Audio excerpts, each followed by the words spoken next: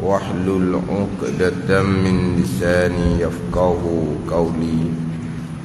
Subhanaka la ilma lana illa ma 'allamtana innaka antal alimul hakim. Wala hawla wala quwwata illa billahil aliyyil azim. Kitab Penawar bagi hati, muka surat 82. Surat 82 baris yang keempat daripada bawah. Baris yang keempat daripada bawah. Qala al-muallifu rahimahullahu ta'ala wa nafa'ana bi'ulumihi amin. Dan jangan engkau pakai, dan jangan engkau pakai, yakni jangan engkau guna akan dia, akan mata engkau pada melihat yang haram, pada melihat yang haram, seperti perempuan ajnabiyah, yakni seperti melihat akan perempuan ajnabiyah. Artinya, erti perempuan ajnabiyah, perempuan yang bukan mahram engkau dan bukan isteri engkau dan bukan sahaya engkau. Artinya, arti perempuan ajnabiyah, perempuan yang bukan mahram dan bukan isteri engkau dan bukan sahaya engkau. Dan jangan engkau pakai akan dia, akan mata pada melihat yang haram. Ini pergi kepada perkara yang ketiga yang berhimpun syukur, yang mana syukur berhimpun tiga perkara. Sekarang ni perkara yang ketiga, iaitu pekerjaan amalan kita, yang mana terhimpun tiga perkara ni dinamakan orang ni orang yang bersyukur. Kalau tidak terhimpun tiga perkara ni, tidak dinamakan orang yang bersyukur. Jadi perkara yang ketiganya adalah pekerjaan, yakni amalan kita. Yang pertama, ilmu.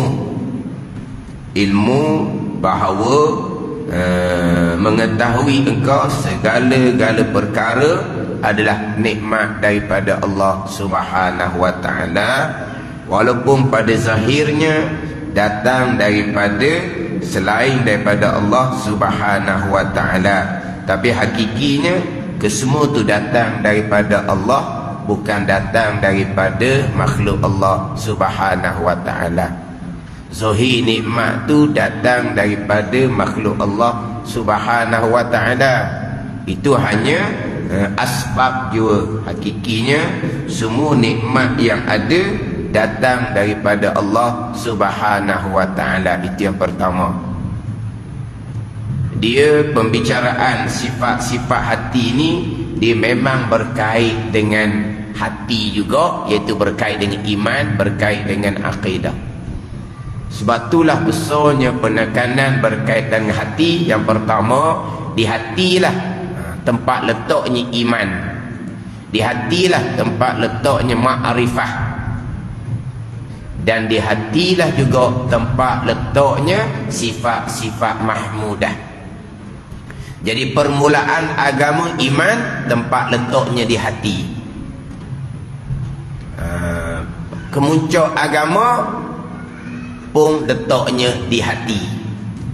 Permulaan agama iman, letaknya di hati. Kemuncak agama sifat-sifat kepujian, letaknya di hati. Hak tengah je bahagian zahir. Hak tengah bahagian zahir lah, bahagian pekah, itu bahagian zahir. Tapi permulaan agama letaknya di hati, kemuncak agama letaknya di hati. Sebab itulah nak beragama perlu kepada keikhlasan, perlu kepada kejujuran. Nak beragama bergantung kepada keikhlasan dan kejujuran masing-masing. Kalau tidak ada keikhlasan, kejujuran, dia hanya buat rupa agama pada zahir sahaja. Semayang tak tinggal, puasa tak tinggal, haji umrah ditunaikan, zakat tak pernah tinggal, aurahnya tutup, rajin baca Quran, rajin berzikir, rajin berselawat, hak zahir. Tapi macam mana permulaan agama iman makrifah? Macam mana tempat pilih Allah hati masing-masing? Ikhlas ke tidak? Riya, ujub, takabur ke tidak? Atau tidak dipedulikan kalau mereka yang tidak ada keikhlasan, kejujuran dalam agama? Ada ni. Sebab itulah yang paling besarnya keikhlasan, kejujuran dalam beragama. Mukhlisina lahuddin, mukhlisina lahuddin. Mukhlis, suci, bersih, ikhlas, jujur. Nak beragama sebenar, itu perlu kepada keikhlasan, kejujuran. Ingat baik. Kalau tidak, agama macam adat tradisi lah. Zahir saja. Zahir agama lah. Bukan zahir ni tidak dipedulikan. Bukan. Itu perkara agama yang bawa datang. Tapi permulaan agamanya, iman makrifah di hati macam mana? Tempat tilik Allah Ta'ala, sama ada amalan zahir kita diterima ataupun tidak. Hati juga. Tak terima ke tak terima? Sama telah pula, hak hati tak peduli dah. Kekal dengan akidah-akidah yang salah, kekal dengan riya, ujub, takabur, hasad. Hak zahir buat semayang puasa pun tanpa ilmu. Ni mainan ni. Hak ni yang menjadi merosokkan ni. Hak ni yang merosokkan. Kalau ada di mana-mana, di masjid ke, di surau ke, gulungan yang seumpama ni, memang jembalang lah kita panggil kok. Merosokkan. Diri dia memang rosok. Tok pakai gawat, dia akan merosokkan orang lain. Pada ni. Makna permulaan hati tempat dia tak peduli dah. Hak zahir pun tanpa ilmu. Jadi pentingnya bicara bab hati. Yang mana sifat-sifat mahmudah dia berkait dengan hati. Sini bicara syukur. Yang pertamanya kita mengetahui dengan yakin. Kita wajib bersyukur kerana semua nikmat yang ada pada kita datang daripada Allah Subhanahu wa taala. Nikmat iman datang daripada Allah. Nikmat makrifah datang daripada Allah. Nikmat ilmu datang daripada Allah. Nikmat taufik hidayah datang daripada Allah. Kita la haula wala quwwata illa billahil aliyyil azim. Tak ada daya upaya. Semua nikmat tu datang daripada Allah Subhanahu wa taala yang wajib kita mensyukuri. Tu hak nikmat hak dalam. Nikmat sihat, nikmat harta, nikmat apa semua tu datang daripada Allah Subhanahu wa taala. Sihat zahirnya kerana kita jaga kesihatan zahir. Ada harta kerana kita kuat kerja pada zahir. Tapi yang pertamanya syukur ni kenapa? Kerana kita mengetahui dengan yakin semua nikmat datang daripada Allah Subhanahu wa taala. Dahulu bicara sabar. Dahulu bicara sabar. Kenapakah kita wajib bersabar? Sebab semua tu ujian datang daripada Allah Subhanahu wa taala. Semuanya ujian tu datang daripada Allah Subhanahu wa taala. Nanti di hadapan lepas bicara syukur, bicara ikhlas. Kenapa kita wajib ikhlas? Ikhlas pada amal kita kenapa? Bukan amal kita. Itu taufik hidayah daripada Allah. Maka ikhlaslah. Bukan barang milik kita. Kalau barang milik kita, kok pandang kita lah nak kosak apa dia pun daripada amal ibadah yang mutlak milik kita. Kok pandang kita lah nak kosak apa pun. Tak. Amal ibadah kita milik Allah. Taufik hidayah daripada Allah. Maka kena ikhlas lah. Kenapa kita wajib tawakul? Kerana kita berpegang. Ini iman. Iman dimari daripada iman. Kenapa itu wajib tawakul di hati kita? Sebab iman kita, usaha kita tak bekah sama sekali. Kita berusaha, kita wajib serah kepada Allah. Sebab apa? Sebab iman kita berpegang, usaha tak bekah. Kenapa kita wajib redha akan sekalian qada Allah? Ada kita imani akan sekalian qada Allah, kita redha lah dengan qada Allah. Redha dengan qada Allah bahagian iman. Redha dengan qada Allah bahagian tasawuf. Tapi itu kaitan. Hati berkaitan dengan iman makrifah, berkaitan dengan sifat-sifat mahmudah. Sama dengan bicara sekarang, bicara syukur. Yang pertamanya, mengetahui dengan yakin semua nikmat datang daripada Allah Subhanahu wa ta'ala.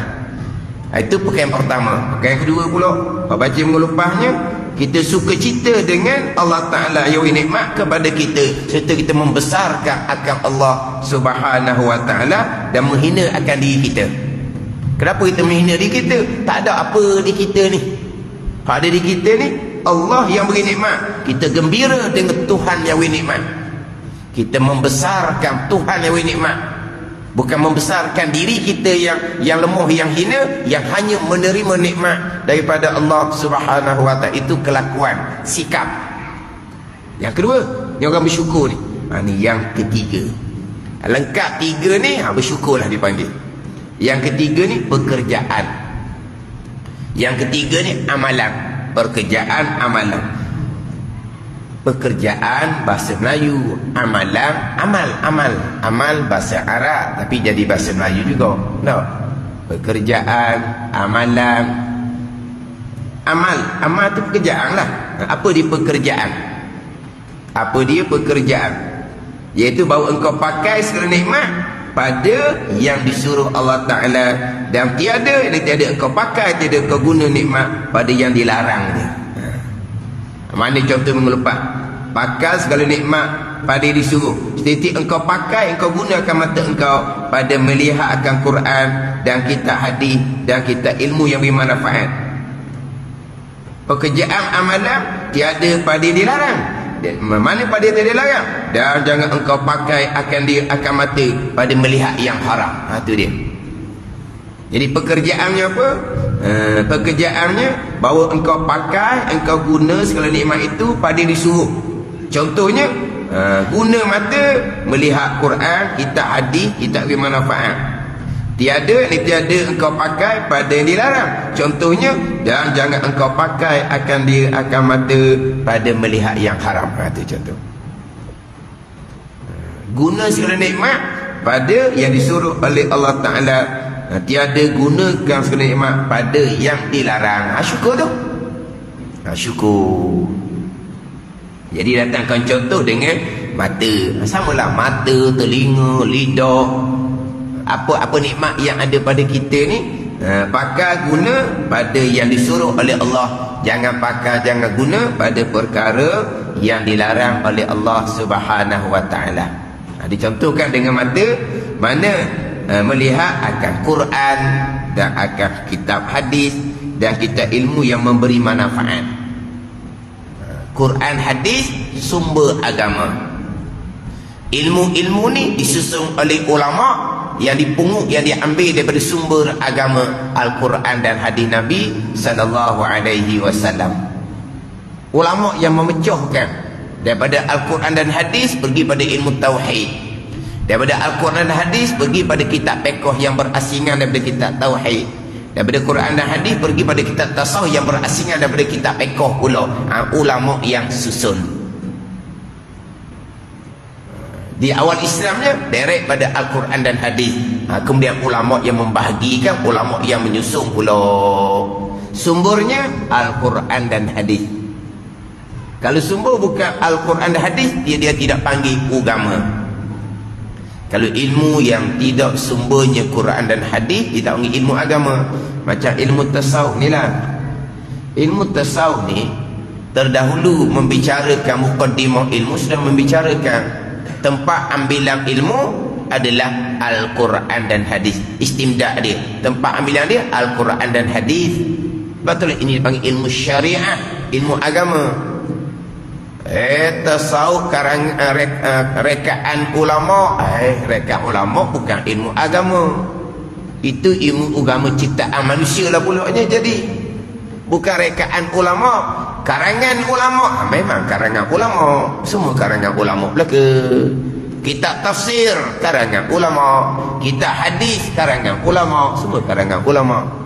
Tapi sumbernya Al-Quran dan hadis.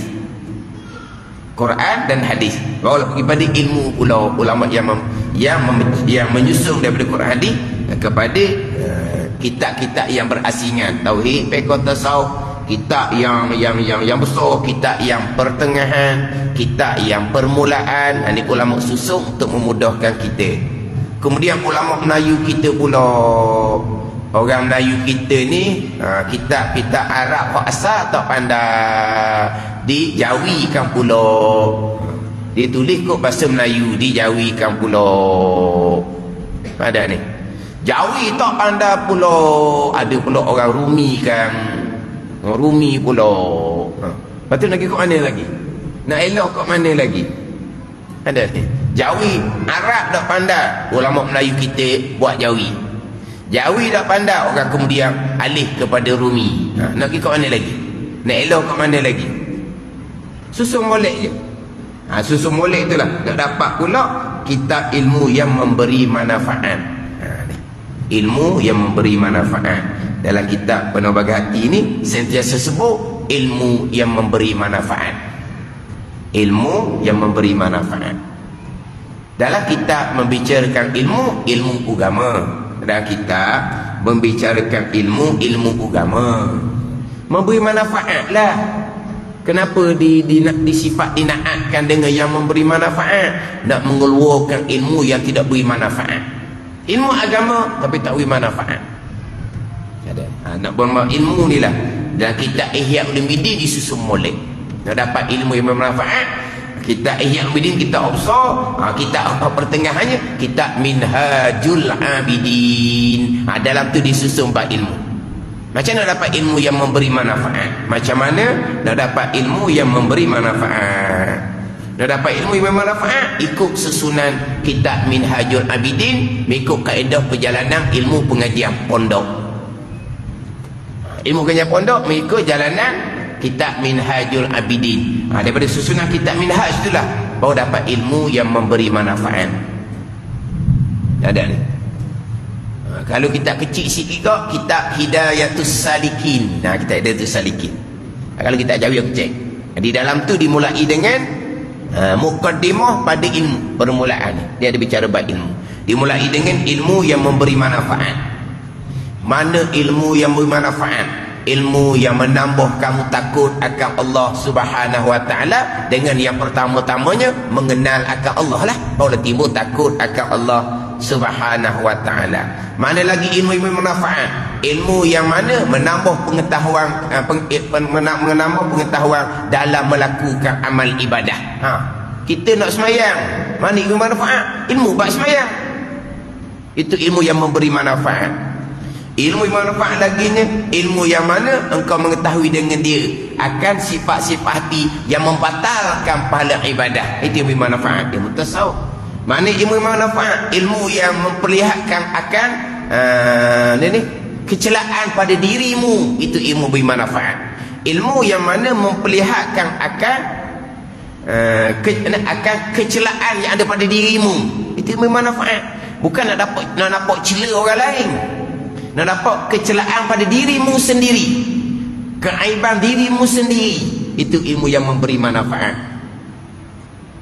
Padahal aku dah kitab Hidayatus Salikin, dia datangkan ilmu tauhid, ilmu fiqh, ilmu tasawuf. Padahal ni kena susun molek tauhid, fiqh, tasawuf.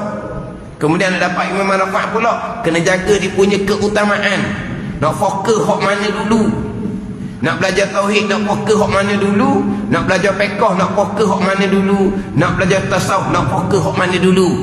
Fokus hak asas-asas permulaan. Tadi kan ulama sudah susun kitab permulaan, kitab pertengahan, kitab tinggi. Tauhid ambil permulaan, keutamaan dia. Fiqh ambil permulaan, keutamaan dia. Tasawuf ambil permulaan, itu keutamaan dia baru dapat ilmu manfaat. Tapi susunan kena jaga. Tauhid, fiqh, tasawuf. Tauhid, fiqh, tasawuf. Kalau pergi mana-mana tempat, di tempat tu tak ada pengajian tauhid, mengajar pekoh tidak memberi manfaat. Yang belajar tak dapat ilmu yang manfaat, yang mengajar pun tak dapat ilmin yuntafa'u bih, yang mana pahala yang berpanjangan walaupun yang mengajar sudah mati tak akan dapat. Kan tiga perkara yang tidak putus walaupun anak Adam mati. Yang pertamanya apa? Ilmin yuntafa'u bih, ilmu yang diambil manfaat. Yang mengajar kitab fiqh di tempat yang tidak ada kitab tauhid, tidak ada, bukan ilmu yang memberi manfaat. Pergi mengajar pula bawa kitab tasawuf, dari tempat tu kitab fiqh ada ke tak? Kitab fiqh pun tak ada, kitab tasawuf, kitab tauhid pun tak ada. Fiqh pun tak ada, tauhid pun tak ada. Mengajar tasawuf juga, itu bukan tasawuf, itu tasawuf dipanggil. Disawuf ikut dam je. Itu memang langsung tidak memberi manfaat pada orang belajar, dan orang mengajar pun tidak dapat pahala yang berpanjangan. Bahkan yang belajar kekal berdosa, yang mengajar akan dipertanggungjawabkan di padang mahsyar. Tauhid, berkata susunan, kemudian keutamaan. Tak ada ni, Fardhu Ain pun tak ada. Dia ambil tasawuf tinggi-tinggi. Itu bukan awal-awal lagi dah. Kita bukan guru yang mursyid, bukan guru yang sebenar. Ini banyak sekarang seumpama ni. Pergi pada tasawuf tinggi-tinggi, tasawuf Fardhu Ain cuka cemaking lagi, tauhid fiqh pun tak ada. Ni berat lagi dah ni. Ni bukan dia, ni gelak gambar ni, tak ada benda ni. Tapi dia mengaku dia tinggi lah, mursyid tinggi, ada maqam, alim hati bukan alim lidah. Itu pengakuan golongan yang tertipu. Ni kena jaga susunan, kena jaga keutamaan, kena letak niat molek. Itu dah kita ada tu salikin. Dia tekan pula 4 niat dah kita ada tu salikin. Tekan 4 niat pula, barulah cerita fadilah orang belajar, fadilah orang yang dikurniakan ilmu oleh Allah. Itu dah kita ada salikin. Hak jawi. Atau cek lah kalau kita kata kok Minhajul Bidin di pertengahan. Susunan ilmu, keutamaan ilmu, niat belajar, comel niat, barulah cerita fadilah orang belajar. Alhamdulillah dikurniakan ilmu. Fadilah orang yang mempunyai ilmu. Mula-mula fadilah orang yang belajar, dikurniakan ilmu oleh Allah. Fadilah orang yang berilmu. Tapi kena letak molek lah. Susunan ilmu, keutamaan ilmu, niat belajar. Itu kitab Hidayatus Salikin. Nak dapat ilmu yang memberi manfaat, ilmu yang memberi manfaat. Tapi kalau Fardhu Ain tauhid, fiqh, tasawuf pun tak ada susunan ilmu, pakai mari rembah je, halua telinga. Itu masing-masing kita ke mahsyar. Orang nak agama minat kepada kita, orang minat pada kita ni kok, orang tak berahi dah nak ikat lain. Kita beri apa kepada orang yang ikut kita? Fardhu Ain tauhid, fiqh, tasawuf? Tidak. Dikhayalkan dengan wa amaning fadilah ni, wa amaning fadilah ni. Baca ni, semayang sunat ni, ni berzikir ni. Lepas tu Fardhu Ain akidah mana? Fardhu Ain fiqh mana? Fardhu tasawuf mana? Amal apa nak buat? Fadilah apa nak dapat? Amal apa nak buat? Amal tu amal sunat belaka. Fadilah apa nak dapat? Ini pun apa? Halua telinga, tipu daya. Yang seumpama ni disukai oleh nafsu manusia. Disukai oleh nafsu manusia, mereka hidup senang lenang, perbelanjaan besar-besar, tapi dapat tak ilmu yang bermanfaat? Halua telinga semata-mata. Bawalah ni orang Islam kita ni, umat Islam bawa sekeluarga. Boleh apa? Boleh ilmu pegangan, boleh ilmu bab semayapan, boleh ilmu bab hati. Tak ada. Cerita saja, tapi dengan cara, dengan nada suara yang lembut, yang memujuk beserta dengan tangisan, rebahlah orangnya. Gitu ya. Balik insaf. Apa insaf? Kena buat amal. Kena buat amal. Insaf apa gitu? Belajar Fardhu Ainnya tidak insaf apa?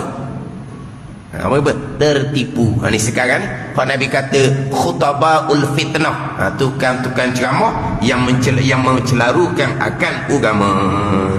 Ni dak ni melihat akan kita ilmu yang bermanfaat. Ni mensyukuri akan nikmat mata. dan jangan engkau pakai akan dia akan mata pada melihat yang haram. Mana? Seperti perempuan ajnabiyah. Mana perempuan ajnabiyah? Artinya perempuan yang bukan mahram engkau dan bukan isteri engkau dan bukan sahaya engkau. Ajnabiyah ni perempuan asing. Kalau terjemahan kita gitulah, perempuan asing. Mana? Yang bukan mahram engkau.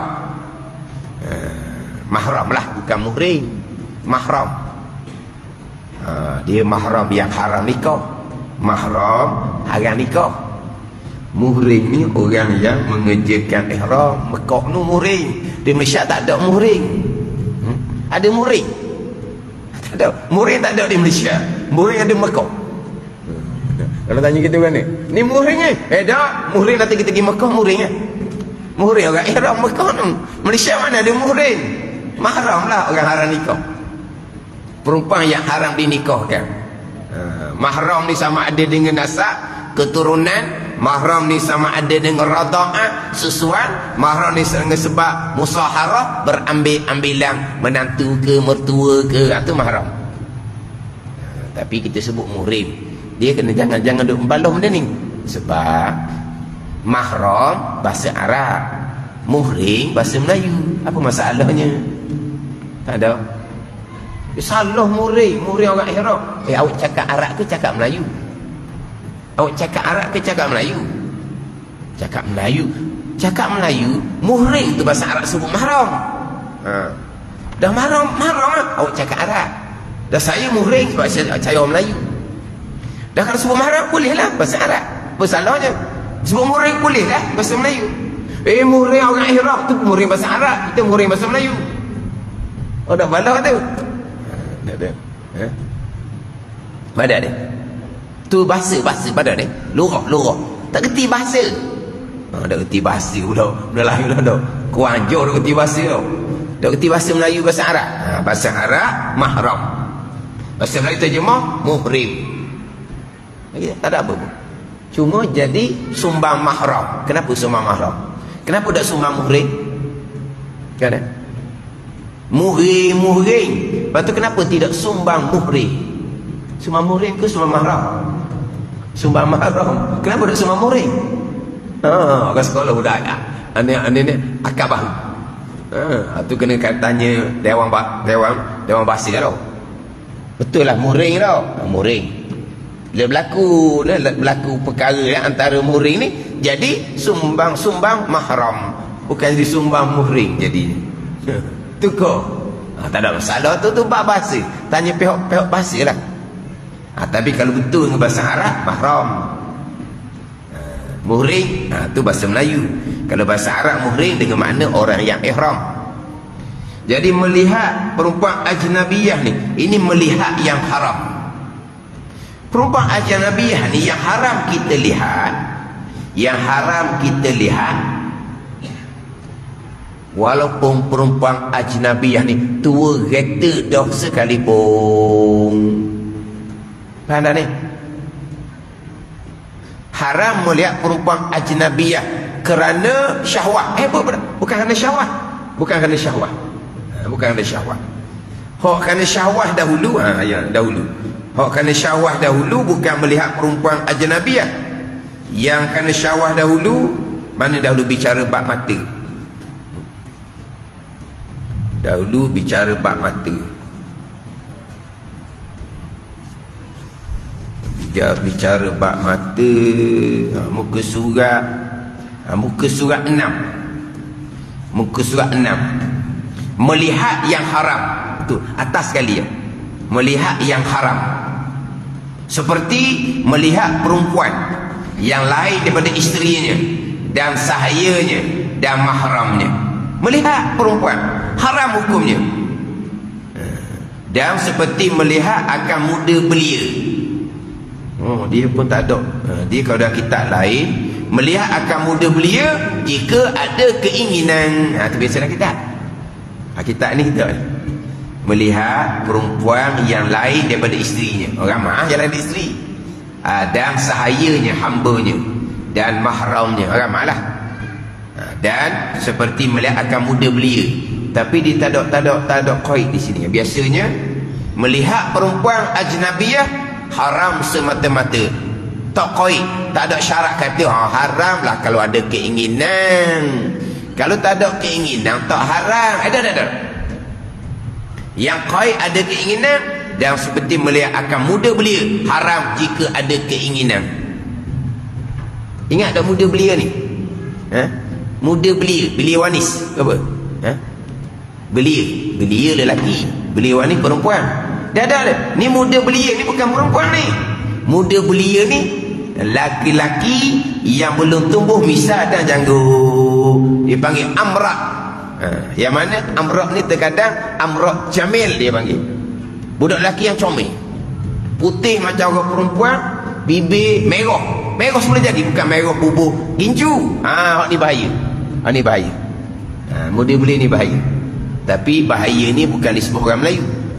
Orang Melayu dia tak faham. Orang Melayu tak faham. Dia bahaya disebut orang Arab. Orang Arab dia bahaya. Dia fitnah muda belia ni lebih fitnah daripada perempuan lagi. Muda belia ni lelaki yang belum temu misal jago. Dia macam orang perempuan lah.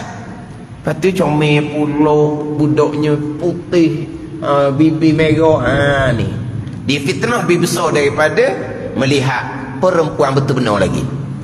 Kita orang Melayu sebut kata melihat kanak-kanak lelaki muda belia, tu apanya? Bengong ni. Orang tidak faham lalu. Padahal kita dah reti benda gitu. Sekarang baru kita reti. Apa dia penyakit? Liwat. Itu penyakit dia. Sekarang orang reti. Dua orang tak reti. Dia orang Arab ni orang bahaya. Sebab tu orang Arab, budaya dia, peseng dia. Orang Melayu tepuk punggung dia tak marah. Orang Melayu tepuk punggung dia tak marah. Bauk punggung dia tak marah. Cuba kalau pegang kepala dia, pegang kepala, apa mana? Marah lah. Tapi kalau orang Arab pegang kepala tak apa, tepuk punggung siap. Mana apa tu? Nak liwat dia tu. Kau kita kan tepuk punggung. Tak ni punggung sama lelaki ni, bukan tu. Tepuk punggung orang perempuan. Tepuk punggung perempuan ni polis lah cabut. Tepuk punggung lelaki ni dia pun sama guru. Tepuk punggung. Tak nak marah. Tepuk punggung orang Arab. Nak kena maki. Tapi kalau pegang kepala tak apa, dia tak marah. Kita pegang kepala tak boleh. Ni. Sebab orang dia ni hak ni dia lebih fitnah daripada perempuan lagi. Pada ni. Mana kalau pimpin budak lelaki, walaupun anak saudara sekalipun, akan tiba fitnah. Pimpin budak lelaki nak ke mana tu? Mana apa tu? Nak liwat lah. Ni dia punya nafsu dia. Kita Melayu dah gini. Tapi melihat muda belia, jika ada keinginan melihat perempuan, tak ada baik. Walaupun tak ada keinginan sekalipun, walaupun perempuan tua sekalipun, hukumnya adalah haram. Semata-mata melihat itu haram. Adapun ini pandangan muktamad dalam mazhab Syafi'i. Adapun kalau pandangan Imam Rafi'i, sama dengan tiga mazhab yang lain, melihat perempuan ajnabiyah hukumnya makruh, haram apabila dengan keinginan, bawa kepada fitnah. Gitu. Pada ada. Dalam mazhab Syafi'i pandangan muktamad, dia tak kira. Walaupun perempuan tua sekalipun, haram tengok muka dia.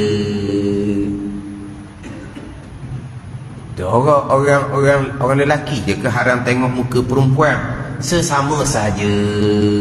Sebagian orang lelaki haram tengok muka orang perempuan, orang perempuan pun haram tengok muka lelaki, walaupun lelaki itu lelaki tua sekalipun. Ini pandangan yang muktamad mazhab Syafi'i. Jadi kalau ada orang belajar agama cakap dengan kita orang tua, tak tengok muka, jangan terasa hatilah. Allah awam. Dengan mokcik pun, bukan mokcik ni, dengan tok cik pun. Mokcik muda sikit, tok cik ni tua sikit tau. Kan gitu. Kau mana orang tok cik? Tok cik ada. Betul lah. Dengan tok cik pun awak cakap tunduk muka. Allah. Kalau dengan anak tok cik, dengan cucu tok cik, menasabah lah muda-muda. Tok cik tua nak mati dah orang. Dah tengok muka tok cik masih cakap haram tengok. Ada. Tu pandangan muktamad mazhab Syafi'i. Yang orang kita duduk amal ni, itu bukan pandangan muktamad tu. Kita pandangan ta'if. Kita bercakap dengan perempuan yang lebih tua, perempuan cakap dengan lelaki yang lebih tua, dia tengok muka, makruh bukan haram. Ada. Mana kita beramal bukan pandangan muktamad. Dia nak beramal mula muktamad kalau mazhab Syafi'i mudah. Sebab pandangan mazhab Syafi'i yang muktamad, perempuan walaupun tua sekalipun wajib tutup muka di hadapan lelaki ajnabi. Itu pandangan muktamad mazhab Syafi'i. Pandangan Imam Nawawi, muka perempuan aurah walaupun perempuan tua sekalipun. Dah kita perempuan kita tua muda pun muka buka. Itu pandangan Imam Rafi'i. Muka bukan aurah. Dia pandangan Imam Rafi'i, muka perempuan bukan aurah, tengok muka perempuan pun tidak haram. Pandangan Imam Nawawi, perempuan wajib tutup muka. Muka tu aurah hadapan lelaki ajnabi. Haram pula lelaki ajnabi tengok muka perempuan tu. Ngam-ngam lah kalau pandangan Imam Nawawi. Tapi dalam kita ni orang perempuan pakai pandangan Imam Rafi'i, muka dak tutup. Dia orang lelaki payah tak nak bercakap tanpa tengok muka. Muka orang tua-tua lah ni, payah dak tengok. Tengok muka orang muda-muda jadi fitnah, haram. Itu sepakat ulama haram. Tapi pandangan Imam Nawawi ni, tengok perempuan ni tak kira tua sekalipun, tak ada fitnah sekalipun, tak ada keinginan sekalipun, haram semata-mata. Ini pandangan Imam Nawawi, pandangan yang muktamad dalam mazhab Syafi'i kita.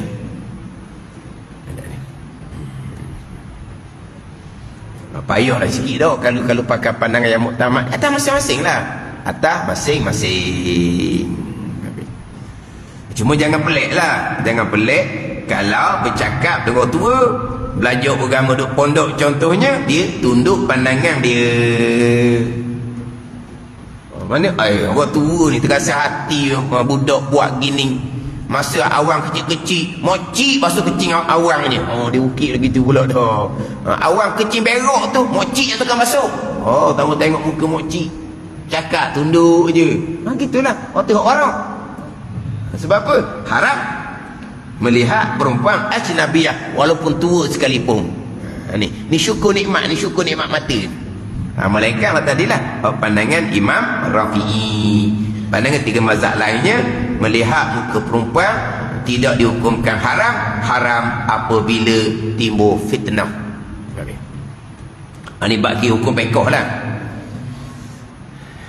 Mana apa ni? Guna mata tengok perkara yang diharamkan. Mana lagi guna mata melihat yang diharamkan? Tengok aurah. Tengok aurah. Lelaki sama lelaki ke, lelaki dengan perempuan yang mahram ke, ada aurah. Ada ni. Lelaki dengan lelaki ada aurah. Lelaki dengan perempuan yang mahram ada aurah. Kadang-kadang aurah perempuan mahram dalam rumah tak tutup. Dia pakai kembang gantung, nampak lutut, nampak peha. Peha tu aurah di hadapan lelaki mahram. Sebab perempuan di hadapan lelaki mahram, aurah sekiranya aurah antara pusat dan lutut. Tiba-tiba lutut tak tutup, peha tak tutup. Dia tutup hak atas. Hak atas tu bukan aurah. Hak atas bukan aurah, ditutup. Hak bawah tu peha aurah dibuka. Tuala dia kecil, tuala besar apa. Dan ni rumah kampung-kampung tu lah, hak bilik mandi, dapur kongsi tu lah. Bilik mandi dalam bilik tidur masing-masing, tu lain cerita. Hak kursi tu, hak kursi tu. Hak kursi. Keluar dia bilik mandi pakai kembang gantung. Tutup hak atas yang bukan aurah, buka peha yang hukum yang ianya adalah hak aurah. Buka tu haram, lihat peha tu pun haram. Itu maksiat mata, tidak mensyukuri nikmat Allah Subhanahu wa taala. Jangan pelik ni. Hak atas tu bukan aurah. Sebab itulah orang tua-tua dulu dia tak tutup mana hak atas tu. Orang tua-tua dulu kan, dia gobek sirih. Tahu gobek sirih? Dia gobek sirih. Ni bekas tu lah, bekas gobek sirih tu. Cucu main kopek dia dah apa, tak marah cucu main kopek dia dah, dia pun dah tutup pun. Ada ni. Sebab apa? Itu bukan aurah. Yang aurahnya antara pusat dan lutut. Tapi janganlah duduk rumah bekas gitu. pakai kain batik antara pusat dengan lutut dia pakai. Balik menantu lelaki, Allah mukmum. Dia larilah menantu lelaki. Dah apa benda atas dah tutup? Atas tu bukan aurah. Yang aurahnya antara pusat dan lutut. Tapi adab sopan tu cerita lain pula. Jadi melihat aurah itu pun sama. Dia melihat dengan pandangan menghina, itu pun sama. Melihat yang haram dia panggil. Dia melihat dengan pandangan menghina. Dia mana apa? Curling, kan? Curling. Dia berpaling. Ada ni orang berpaling pandangan menghina, kita boleh cam. Dia pandang tu dengan pandangan menghina. Itu pun sama tu. Melihat yang diharamkan. Melihat yang diharamkan. Melihat segala perkara aib, melihat yang diharamkan. Melihat dalam rumah orang tanpa keizinan, melihat yang diharamkan. Ada orang jenis mata liar, pantang, pintu terbuka, tingkap terbuka, liar mata nak tengok dalam. Ada. Sebab tu orang wisalang kepada orang buka pintu, adabnya jangan duduk depan pintu tu.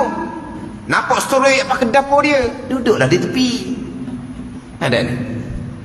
Kemudian naik atas rumah, kodoh-kodoh lah ni dok ni, tengok situ, buka situ, tengok situ, tanpa izin. Itu melihat yang diharamkan. Melihat yang diharamkan. Oh, lambat buka pintu, dia pun tengok apa benda nak sembunyi ni, duk tengok. Ini semua kerjaan haram lagi ni. Melihat yang diharamkan. Melihat yang haram, tidak mensyukuri akan nikmat mata. Dan seperti engkau belanja harta engkau pada nafkah anak bini engkau, dan pada menuntut ilmu dan menunaikan haji. Ini bagaimana? Syukur ni. Sebab digunakan nikmat harta pada nafkah anak bini engkau. Bukan setakat nafkah wajib, termasuk dengan nafkah sunat. Nafkah sunat tu macam mana? Dia perluaskan belanja keluarga. Nafkah wajib sikit je. Yang banyak-banyak keluarga ni duk belanja keluarga ni, kebanyakannya adalah nafkah sunat. Tapi kadang-kadang suami tak tahu nafkah wajib tu setakat mana. Isteri pun boleh goreng lah suami dia. Ni wajib beli. Kamu suami ni wajib beli. Wajib lah ke? Oh, wajib lah ke? Sebab apa ni? Sebab suami jahil, tak tahu mana nafkah wajib. Tahulah ini nafkah wajib. Dan yang kita perluaskan nafkah keluarga, itu nafkah yang sunat. Nafkah sunat tu lebih besar daripada kita sedekah sunat kepada orang yang lain. Nafkah sunat pada keluarga, kita banyak nafkah sunat pada keluarga tu. Padahal dia lebih segala-gala dah. Isteri pun beri lebih, anak beri lebih. Itu nafkah sunat lebih besar pahala daripada sedekah sunat yang lain kepada orang. Ada ni. Dah uji dah. Tapi biar tahulah mana nafkah wajib, mana nafkah sunat. Orang perempuan ni wajib lah ke atas suami dia. Tak banyak nafkah wajibnya. Dan pada menuntut ilmu, sebab orang nak menuntut ilmu ni belanja kena cukup. Tak ada belanja tidak boleh menuntut ilmu. Jadi duit yang ada diipung-ipung, dia nak menuntut ilmu. Itu mensyukuri nikmat harta dan menunaikan haji. Itu mensyukuri nikmat harta, menunaikan haji yang wajib. Adapun haji umrah yang sunat, lebih baik belanja harta biar dapat pahala haji wajib juga. Kita akan mengerjakan haji umrah, kita hanya dapat pahala wajib yang pertama.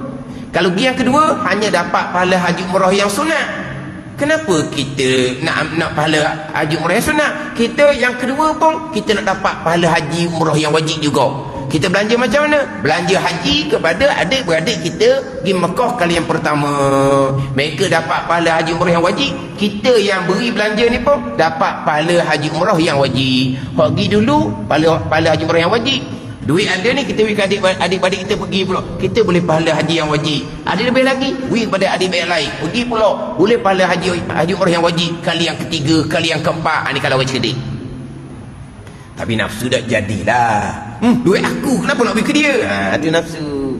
Lagipun tak glamour. Orang pergi Mekah 3-4 kali, kita pergi sekali je. Dia nak glamour. Pergi Mekah 2 kali dah, 3 kali dah. Nak tu. Tapi pahala apa? Pahala sunat. Kalau kepada adik-beradik di Mekah ni pertama, bukan boleh pahala wajib. Boleh pahala wajib sebab dia haji yang pertama. Kita duduk berehat di rumah, boleh pahala wajib. Semayang Mekah 100,000. Dah adik kita pergi Mekah tak semayang ke Mekah? Dia main Mekah 100,000. 100,000 tu hak kita. Ada ni. Kita semayang di rumah, kita boleh pahala kita dah. Adik kita duduk Mekah, semayang di Masjidil Haram, boleh pahala gandaan 100,000. Gandaan 100,000 boleh kita. Orang tak pernah ada apa pun, dan orang pun tak tahu. Kita boleh jaga keikhlasan hati kita. Tapi nafsu suka ke tak? Nafsu payah. Duit aku takkan nak bagi ke dia. Itu nafsu.